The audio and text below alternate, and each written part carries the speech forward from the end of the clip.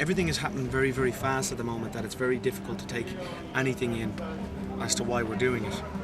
Andrew wanted to put this memorial together in London, so we have nothing to do with it. We are guests tonight, I guess, but it's just a bit odd that I'm coming here for Steo and I have nothing to do with it.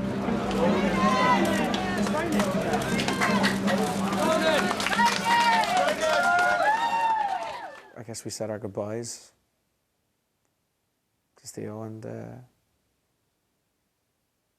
we all went back to our individual lives for a while, for a couple of weeks. And in that time, we started talking and texting and calling each other and saw each other here and there, and we'd go for dinners and stuff and hang out in each other's houses and start talking about it, and realised we have to make this record for him. He was living for this album. He was, you know, he was very excited and buzzed by the album. So if we weren't to do it, look, we've nothing to lose by releasing the album except the fact that we'd have a nice tribute to Stephen and something that we'd always remember him by, apart from all the beautiful memories we have, I mean. And if it doesn't sell and if it's not successful, well, there's nothing lost, really. And that's all it's been, and that's all it still is today, is making the record for him, that the band we're making as a 5-piece. So we're finishing this album, we're going to put this album out, and then we decide. Then we see what happens over the next few weeks and months.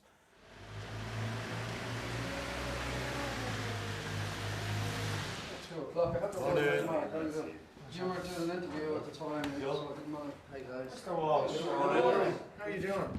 How's it going? I mean, honestly, with the amount of tracks we have now, we have so many great songs. So many fantastic, brand new songs.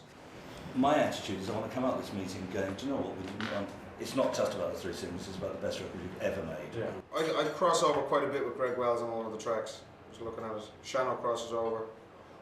I'd say we all probably do. Keith does as well. So there's a lot of us feeling the same way about a lot of songs. And just one more, well, I've quite a few more on my list here, but there's one called I'm Right Here. Well, that's the title I have for it as well. Do you have it there? Is that title? I'm Right Here. Have you a number on it? No, we don't. No idea. Well, I'll just play it here from this. I mean, it won't be Sounds are all there. I like this one. Actually, this is fantastic. Yeah. I'll put it in on the reserve list on the bottom here. I knew what the songs were going to be, what in my heart and soul I believed what the album was going to sound like, but because we're in the state that we're in, that it's, you know, it's one for all and all for one, we all stand together and decide here. We went through that process, and if anybody stood up and said, no, I don't believe in that song, or what about this song, why isn't this up here, you know, why isn't this in the running, then that's what those meetings were for, so that everybody could be heard. Mark Fox, he whittled down a few hundred tracks to let's call it 30 odd that I had, and every one of them grabbed me as I listened, and every one of them got me excited, and there was some songs not on the album which I thought were absolutely amazing. We're all very driven guys, and Ronan he wouldn't be as successful as he is were he not so determined, let's put it that way. If we're gonna make footprints, and we have to be vicious, brutal, and Yeah. For the last 7-8 years, this is what I've done and what I've continued to do since the beginning of Boyzone, and I've kept my ear to the ground, I've paid attention, I've learnt, and I've worked hard at it. Ronan does put himself under an awful lot of pressure, you know? I mean, like I said to you earlier on, the 8 years out of the business that we were gone, myself and the other lads, Ronan stayed in the business as a solo singer.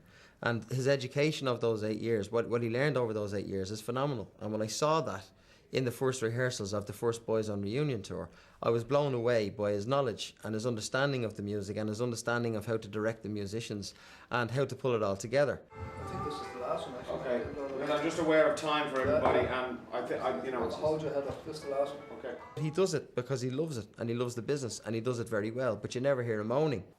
So is it a democracy or? An absolute democracy, 120%. This album has been put together by well, at the start, the 5 of us, and it'll be finished by the 4 of us. Now, talk to the phone. God bless. See you, man. Take care. Thanks. Thanks, man. All right, God bless him.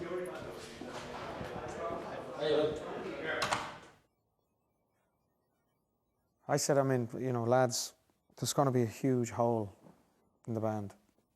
I said to the 3 of them. I don't know how long it was after Steel passed. I said, there's a huge hole in the band now. and everybody has to up their game. All of us, if we want this to move forward.